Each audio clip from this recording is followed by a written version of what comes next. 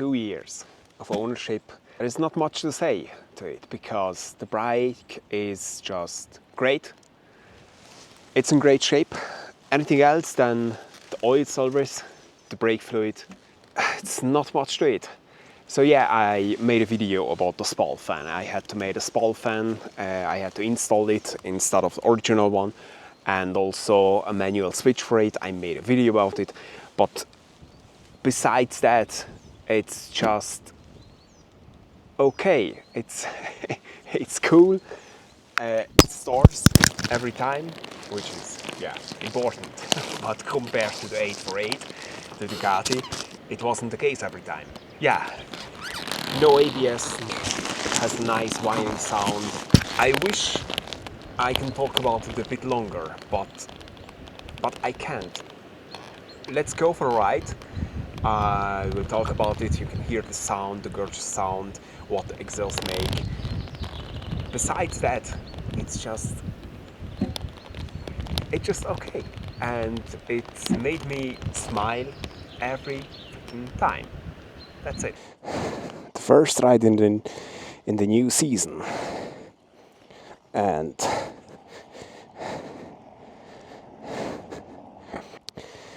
I am just as happy about it as I left it last winter. And I didn't know yet, okay, I want to buy also a Panigale next to it. But I just love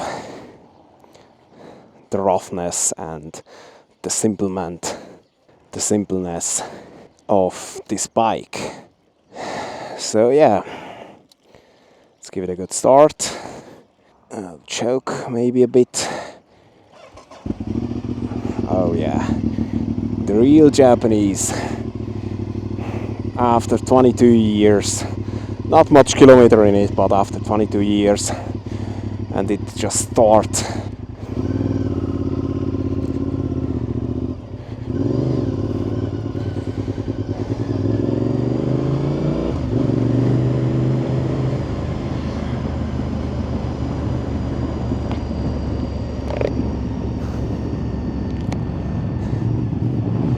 If you don't want to watch the whole video, then you can just skip the whole thing, and I can say I love it. I still enjoy it. Nothing has to be done to the bike when it comes to servicing, because it's just functioning. It's a real Japanese. So you do your oil service and the brake fluid, maybe also the tires, and that's all, nothing else. So the only major thing that I had to do, and I made a video also about it, so you will find it on my channel, was the spall fan. A spall fan with a manual switch, because the bike can get really hot, and I don't like my bikes over 104 degrees when the fan kicks in, and it should be work like a charm and bring the temperature down. So with this one, the spall fan was the really good choice, better than the original one, and the spall fan pushes the air out. It does not pull the air from outside into the engine, but pulling from, how should I explain it? It pulls from this way and out, left and right, so as it should be. And also there is a manual switch over there, okay, for it. But besides this small upgrade, nothing else.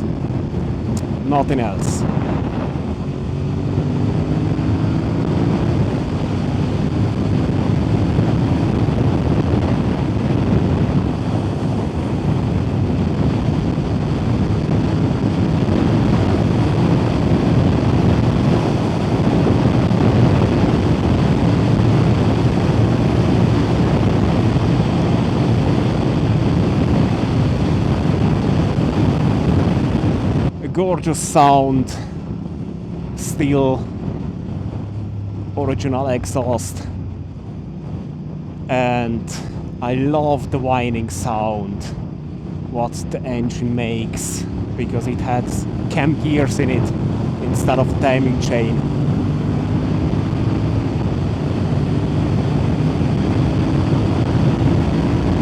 And yeah, if you don't pay attention, then it will be quick to the 180, even 200 kilometers per hour, and no ABS, no traction control, just pretty simple, and it has the vibe. It has really the vibe. If I have to compare it to my 848, which I had 3 years ago and sold 3 years ago, I had it for 4 seasons. Yeah, besides the servicing, which was much worse to the Ducati, the vibration is nearly nothing on this bike compared to the 848. So I can see everything in my mirrors.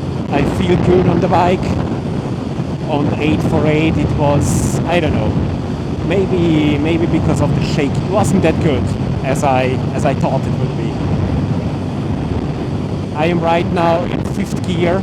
If I put the 5th gear on 848 under 200 kilometers per hour, I am just dead on the bike, because couldn't handle it. The bike begins to shake, and here in the VTR it's just totally fine. So that's why I want to make with the VTR a tour this summer. And what are you doing actually?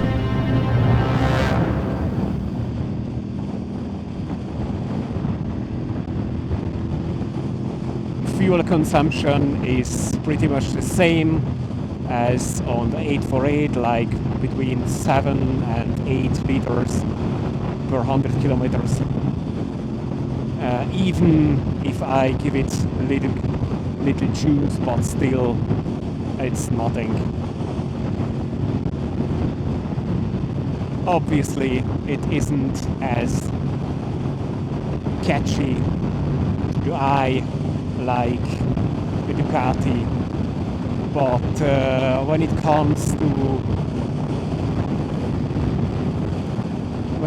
to servicing, that you can trust the bike, that it will start the next time you want to go for a round, then it beats the Ducati.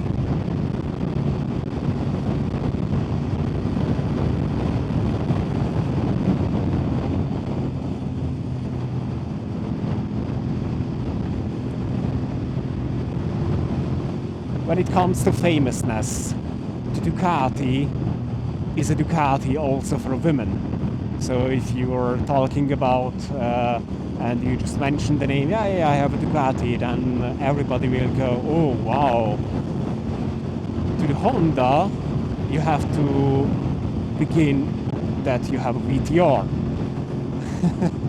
and see the eyes and see how they are reacting. Not the women, but the men. Finally. But the men. And after you said it, you see, okay, who knows the VTR as the Bugatti competitor, that it has a V2 engine, who knows it? And to that person you could talk a lot more.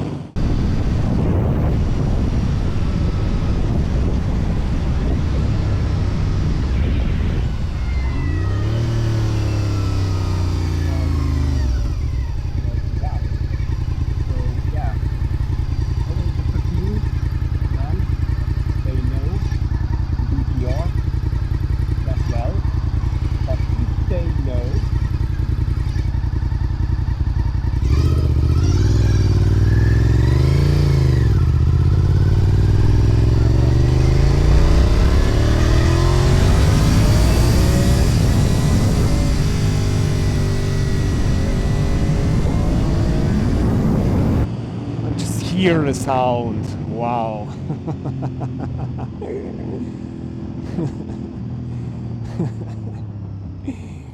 I cannot hide it. It's just amazing.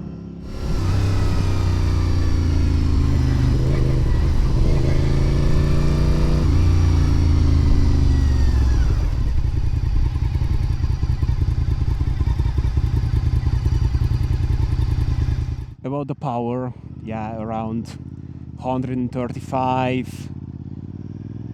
With the power commander, maybe 140 horsepower. I don't know. It's okay. It's okay. Compared to the 848, it's pretty much the same. There is a build difference, different brand, and also 150cc of a difference. Also 4 years, so I'm not complaining about that. It's about the feeling. It's about the feeling. If you know and if you love V2 and if you know what's all about the VTR SP2, then it says it all, and you don't have to pretty much explain it. So yeah, it's only like 22 degrees outside and 96 97 Celsius for the coolant temperature, and we are coming to a stop, so it will go up pretty quickly, so I can show you what the spall fan does.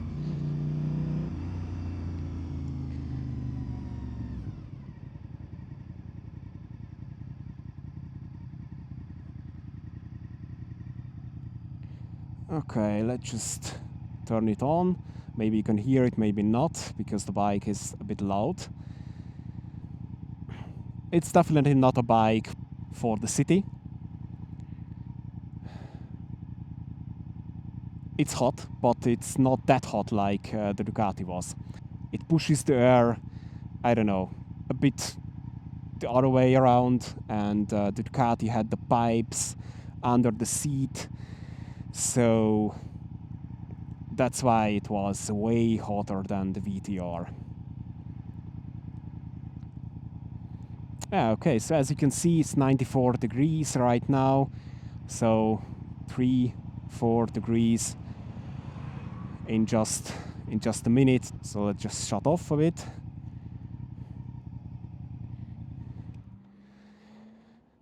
I don't know, it's also the simpleness, but also the raw power, which I like about this bike. And it's something that you buy for yourself, because as I mentioned, not many know what VTR SP or SP2 is. And you cannot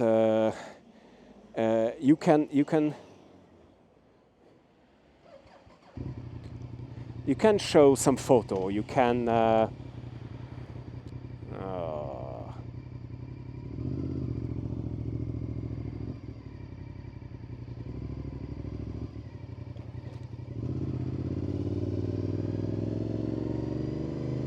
you can show it to other guys or other motorcyclists, but it's not as catchy as a Ducati if you're just talking about it. So that's why it's a pretty good bike that you are buying it for yourself and for your own fun, not for others, not to show off. And I think it is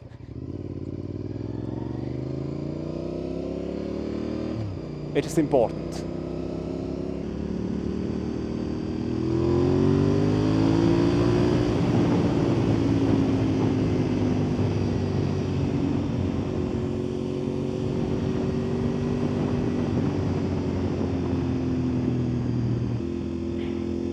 If the bike is moving, it can hold the temperature pretty good. If you are going uphill, then the spall fan is definitely a help. Bring down the temperature and maintain a lower temperature than over 100 degrees. And what I have to say, I have, after 2 years, yet and right now for the third season, the battery which I bought 2.5 years ago, and it's just working fine. And also the last year and the year before with the small fan, I tried something which I thought that it wouldn't work with the small fan, which was 36 degrees outside, so very, very, very hot. I was going uphill and I turned on the small fan and left turned on for like 20 or 30 minutes. It was a surprise for me because I thought that it would drain the battery.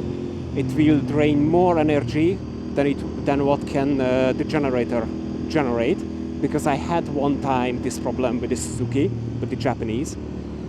That's why I thought, okay, maybe it will the same, but no, it's held on. It was pretty fine, and 20, 30 minutes, as I said,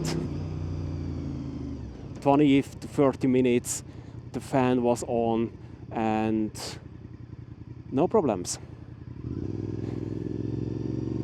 Basically what I did with the small fan, I overrode the ECU, but if it's necessary or I forgot about it, then the ECU will turn on automatically the fans at 104 degrees.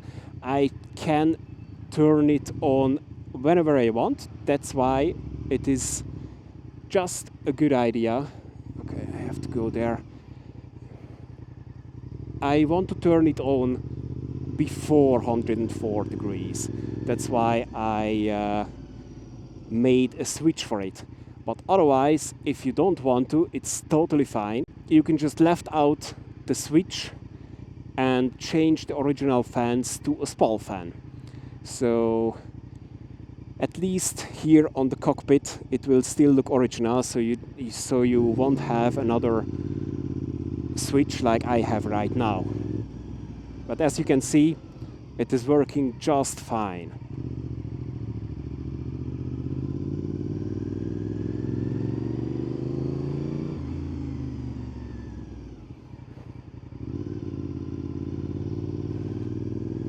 I love how the whole system is hot right now, and the exhaust has a much deeper sound.